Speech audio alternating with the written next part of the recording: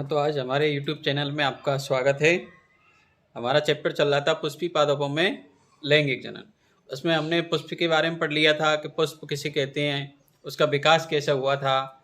आज हम पढ़ेंगे तो आज हम पढ़ेंगे पुष्पी पादपों में लैंगिक जनन भी पढ़ लिया था हमने, ठीक है। जो हमने पुष्प की संरचना के बारे में पढ़ लिया, बाह्य दल, दल, पुंकेसर, स्त्री केसर, ठीक है। उसकी संरचना को अच्छे से पढ़ लिया। आज हम पढ़ेंगे पुष्प के जो पुष्प का भाग था पुंकेसर, नरजन्नांग भाग, उसके बारे में, उसकी संरचना के बारे में पढ़ेंगे, ठीक है। तो हमारी हेडिंग है नरजन्नांग, नरजननांग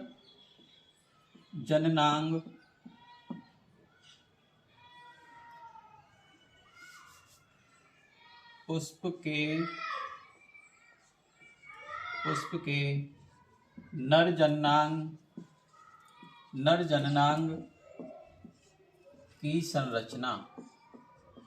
की संरचना। तो देखिए, हम पुष्प के नरजननांग की संरचना पढ़ेंगे और उसके बारे में हम बता देते कि हमने पहले पुष्प की संरचना पढ़ी थी। तो उसमें हमने देखा था पुंकेसर और स्त्री केसर, तो दोनों की देखेंगे हम संरचना कैसी होती है, उसमें कोई कितने भाग होते हैं उसके बारे में, ठीक है। तो देखिए, अब आपने देखा होगा पुष्प में, जब भी आपने कभी भी पुष्प को टच किया होगा तो आपके हाथों में कुछ पाउडर सा लग जाता है। आपने सोचा होगा ये क्या चीज़ है, तो आज हम आपके लिए बताते हैं। तो देखो, जो पुष्प में जो पाउडर सा होता है उसको अपन बोलते हैं परागकण, और वही क्या होते हैं, नर युग्मक होते हैं, ठीक है। क्या होते हैं वो, नर युग्मक होते हैं। तो आज हम उसके बारे में संरचना पढ़ेंगे। जैसे आपने पुष्प पढ़ा था इस प्रकार से, ये पुष्प की संरचना थी। ये हमने उसमें क्या पढ़े थे, हमने ये बाह्य दल पढ़े थे, फिर उसमें ये दल भी पढ़े थे। अपने इस प्रकार से क्या पढ़े थे, दल भी पढ़े थे, ठीक है। और इसमें इस प्रकार से धागेनुमा संरचना पढ़ी थी। एक क्या पढ़ी थी, एक धागेनुमा संरचना पढ़ी थी इस प्रकार से। उसके बारे में हम अब पढ़ेंगे, ठीक है। तो उसी को क्या कहते हैं अपन, पुंकेसर। क्या कह रहे थे, पुंकेसर। क्या कह रहे थे, पुष्प के नरजन्नांग संरचना को क्या कह रहे थे अपन, पुंकेसर कह रहे थे। क्या कह रहे, पुंकेसर। और पुंकेसरों के समूह को क्या कह रहे थे, पुंकेसरों के समूह को अपन क्या कह रहे थे, पुमंग। क्या कह रहे, पुमंग कह रहे, ठीक है। अब हम देखते हैं पुंकेसर की संरचना। तो पुष्पासन पर एक तंतुनुमा या धागेनुमा संरचना होती है इस प्रकार से। क्या होती है, धागेनुमा संरचना होती है, और उस पर एक वारनुमा संरचना होती है। ये इस प्रकार से ये क्या होती है, एक वारनुमा संरचना होती है। उसी को क्या कहते हैं अपन, पुंकेसर कहते हैं। अब पुंकेसर के भी क्या है, 3 भाग होते हैं। कितने भाग होते हैं, 3 भाग होते हैं। अब 3 भाग कौन कौन से होते हैं, तो एक तो होती है इसकी पराग कोश। क्या होती है, पराग कोश। और दूसरा होता है इसका संयोजी ऊतक, ठीक है। और तीसरा होता है इसका पुतंतु। क्या होता है, पुतंतु। तो इसको बताते हैं हम तीनों भागों को। तो ये उस पर जो सबसे उसके शीर्ष वाले भाग पर, पुंकेसर के शीर्ष वाले भाग पर जो वारनुमा संरचना होती है, इसको अपन क्या बोलते हैं, परागकोश। क्या बोलते हैं, इसी को अपन क्या बोलते हैं, परागकोश कहते हैं, ठीक है। क्या कहते हैं इसको, परागकोश। और यहाँ पर जिस परागकोश को जोड़े रखने का काम करता है पुतंतु से, परागकोश को पुतंतु से जोड़े रखने का काम करता है, उसको कहते हैं अपन संयोजी ऊतक। क्या कहते हैं, संयोजी ऊतक कहते हैं, ठीक है। और जो पुष्पासन पर लगी होती है, जो नीचे ये पुष्पासन पर लगी होती है, इसको क्या कहते हैं अपन, पुतंतु कहते हैं। क्या कहते हैं, पुतंतु कहते हैं, ठीक है। तो इस प्रकार से हमारी एक इसकी परागकोश की संरचना हो गई। कितने भाग थे इसमें, 3 परागकोश, संयोजी ऊतक, और अगला है संयोजी ऊतक, पुतंतु, ठीक है।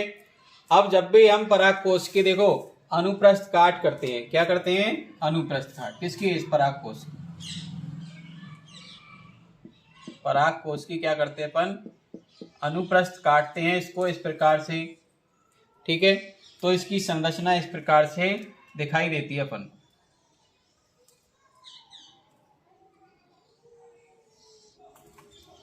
इस प्रकार से दिखाई देती है अपन को। किसकी? इस पराग कोश को जब अपन अनुप्रस्थ काटते हैं, इस प्रकार से काटते हैं अनुप्रस्थ। जैसे मान लो अपन को किसी वस्तु को, मान लो यहाँ से अपन पेन को काटें तो इसको यूं देखें तो ये क्या है, 2 भाग दिखाई देंगे इसके। तो इसके कितने, ये कैसी संरचना होती है, 2 पाली होती है इसमें पराग कोश में। कितनी?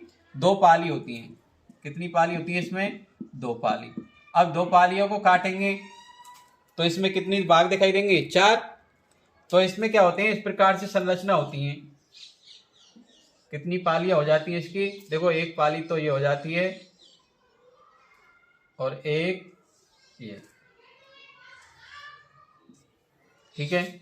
इस प्रकार से क्या हो जाती है इसकी? 2 पालियां हो जाती हैं। अब इन पालियों में देखिए आप, इन पालियों में तो ये इस प्रकार की एक संरचना होती है। जो 4 कोष्ठ होते हैं, क्या होते हैं? 4 कोष्ठ। उनको बोलते हैं अपन क्या? लघु बीजाणु ध्वनि। क्या बोलते हैं? लघु बीजाणु ध्वनि। क्या बोलते हैं? लघु बीजाणु ध्वनि बोलते हैं, ठीक है। क्या बोलते हैं इनको? लघु बीजाणु ध्वनि। और इनमें छोटे छोटे छोटे छोटे क्या होते हैं? लघु बीजाणु होते हैं। क्या होते हैं? लघु बीजाणु। क्या होते हैं? लघु बीजाणु। क्या होते हैं इनमें? छोटे छोटे लघु बीजाणु होते हैं। और यही लघु बीजाणु आगे चल के किसका निर्माण करते हैं? परागकण का। किसका निर्माण करते हैं? परागकण का निर्माण करते हैं। किसका निर्माण करते हैं ये आगे चलकर? परागकण का निर्माण कौन करते हैं? लघु बीजाणु, ठीक है। अब परागकण आगे चल के किसको, जब ये बढ़ती का आगे बढ़ जाता है, कौन? परागकण, तो ये किसका रूप लेता है? नरयुग्मक में बदल जाता है। तो ये परागकण ही हमारे क्या होता है? नरयुग्मक। जब आपने कभी देखा होगा तो ये छोटा, आपने जब भी पुष्प को टच किया होगा, कभी भी आपने पुष्प को टच किया होगा तो आपने देखा होगा कि आपके हाथों में पाउडर सा लग जाता है। तो वे क्या लगते हैं? परागकण ही हमारे हाथों से लगते हैं, ठीक है। तो हम इसके लघु बीजाणु की आगे संरचना पढ़ेंगे। जब लघु बीजाणु जनन पढ़ेंगे तो उसके बारे में अपन इस लघु बीजाणु ध्वनि की पूरी संरचना, क्योंकि इसमें आगे और परत भी होती है इस प्रकार से, तो उन परतों के बारे में अपन चर्चा करेंगे, ठीक है। तो आपसे पूछा जाए, क्वेश्चन है आपके लिए कि पराग कोश की, एक पराग कोश में कितनी लघु बीजाणु ध्वनि होती हैं? तो देखिए, आपके जवाब का इंतजार करते हैं। तो चलो कोई बात नहीं, मैं बता देता हूँ। इसमें लघु बीजाणु ध्वनि होती है कितनी? 4। 1 2 3 4, ठीक है। तो कितनी लघु बीजाणु ध्वनि हुई? 4। अब हम देखते हैं आगे। तो ये समझ में आ गया होगा।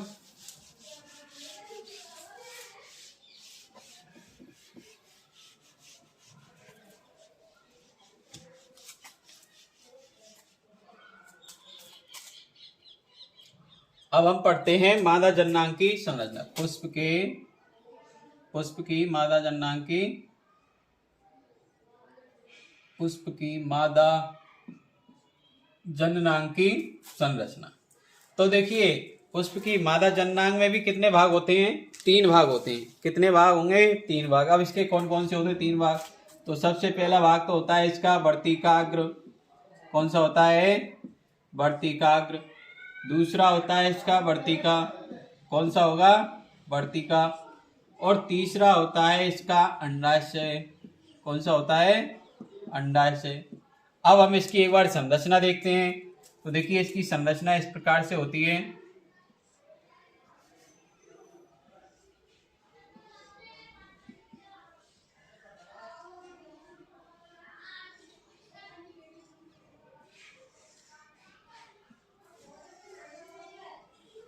ये किसकी संरचना हो गई? हमारी स्त्री केसर की। देखिए, मादा जननांग को ही क्या कहते हैं अपन? स्त्री केसर। क्या कह रहे थे? स्त्री केसर कह रहे थे। किसको? मादा जननांग को। क्लियर? और स्त्री केसरों के समूह को क्या कह रहे थे अपन? जायांग। क्या कह रहे थे? जायांग। क्लियर? ठीक है, ये हमने पहले पढ़ लिया। अब इसमें देखो, अब वर्तिकाग्र, वर्तिका, अंडाशय, इसके भागों के नाम बताते हैं। तो इसमें स्त्री केसर में जो उभरा हुआ भाग होता है ऊपर की तरफ, शीर्ष पर, जो शीर्ष पर उभरा हुआ भाग होता है, उसको क्या बोलते हैं अपन? इसको ही बोलते हैं क्या? वर्तिकाग्र। क्या बोलते हैं इसको? वर्तिकाग्र बोलते हैं, ठीक है। चलो अपन इसका नाम बाहर लिख देते हैं। क्या बोलते हैं इसको? वर्तिकाग्र। क्लियर? और अब इस वर्तिकाग्र के बारे में कुछ थोड़ी बहुत जानकारी बता देते हैं। तो देखो, जो स्त्री केसर के शीर्ष पर उभरा हुआ या फूला हुआ भाग होता है उसको क्या कहते हैं? वर्तिकाग्र। ठीक है। अब वर्तिकाग्र कैसी होती है ये आप देखेंगे, जब भी आपने पुष्प को टच किया होगा, आपने हाथ से छुआ होगा, तो आपको जो चिपचिपा सा भाग दिखा होगा तो वो किससे हुआ होगा? आपका चिपचिपा सा हाथ इस वर्तिकाग्र से ही हुआ होगा। क्योंकि वर्तिकाग्र कैसी होती है? ये चिपचिपी होती है। कैसी होती है ये? चिपचिपी। अब चिपचिपे होने का भी कारण है इसका कि क्यों होती है, क्योंकि इसके पीछे भी एक रीजन है। जब इस पे से जब वो हमारा क्या था, इस प्रकार से हमारा पुंकेसर था। क्या था? पुंकेसर। अब पुंकेसर पे थे किसी कारण से हवा या कीट पतंग द्वारा कोई परागकण कहाँ पर आ जाते हैं? इस पर आ जाते हैं। अब मान लो परागकण तो एक पाउडर के समान थे तो वो उड़ जाएंगे, तो ये कैसे होती है? चिपचिपी होती है। और चिपचिपी होने के कारण ये परागकण क्या है? इसी से चिपक जाते हैं और फिर कहाँ पर आ जाते हैं? अंदर इसमें स्त्री केसर में आ जाते हैं। और इसका ये नलकाकार वाला भाग होता है वर्तिकाग्र और अंडाशय के बीच में जो भाग होता है नलकाकार भाग या नलकाकार संरचना होती है उसको क्या बोलते हैं? वर्तिका। क्या बोलते हैं? वर्तिका। ठीक है। ये क्या करती है? पराग कण के लिए, किसके? पराग कण के लिए क्या करती है ये? रास्ता उपलब्ध या पथ उपलब्ध कराती है। क्या? पथ उपलब्ध कराती है। कौन? वर्तिका। ठीक है। और सबसे बड़ा भाग जो फूला हुआ मटका के जैसा भाग दिख रहा है अपन को, तो ये क्या होता है? इसका अंडाशय। क्या होता है? अंडाशय। ठीक है। क्या होता है ये? अंडाशय। अब इस अंडाशय में क्या है? किस प्रकार से संरचना और होती है? इस प्रकार से संरचना और होती हैं। क्या होती हैं? इस प्रकार से इसमें संरचनाएं होती हैं जिसको अपन बोलते हैं बीजांड। क्या बोलते हैं? बीजांड। क्या बोलते हैं इसको? बीजांड। अब बीजांड में क्या होती हैं? अंडकोश का स्थित होती है इस जगह पर। क्या होती है? अंडकोश का। ठीक है। यहाँ पर क्या स्थित होती है? एक अंडकोश का। अब यहाँ पर मान लो इससे पराग किससे? वर्तिका से होता हुआ क्या आता है? परागकण। अब परागकण इस अंडकोश का से मिल जाता है और क्या हो जाता है? निषेचन हो जाता है। ठीक है। क्या हो जाता है? निषेचन हो जाता है। ठीक है। अब निषेचन होने के बाद बीजांड तो किस में बदल जाएगा? बीज में बदल जाएगा। और अंडाशय किसका निर्माण कर लेगी? ये हमारी फल का। किसका निर्माण कर लेती है? फल का। और बीजांड किसका? बीज का निर्माण हो जाता है। ये हुआ हमारा क्या? मादा जननांग की संरचना क्लियर हुई। ठीक है। हुई या नहीं हुई? अच्छे से समझ में आ गया होगा। अब हम आगे देखते हैं और कल देखेंगे। ठीक है। आज के लिए इतना ही काफ़ी है। तो वीडियो अच्छी लगी हो तो देखो लाइक करो, शेयर करो और कमेंट करो, जिससे कमेंट से मुझे भी पता चलता है कि कौन हमारे चैनल को, हमारी वीडियो को देख रहा है। ठीक है।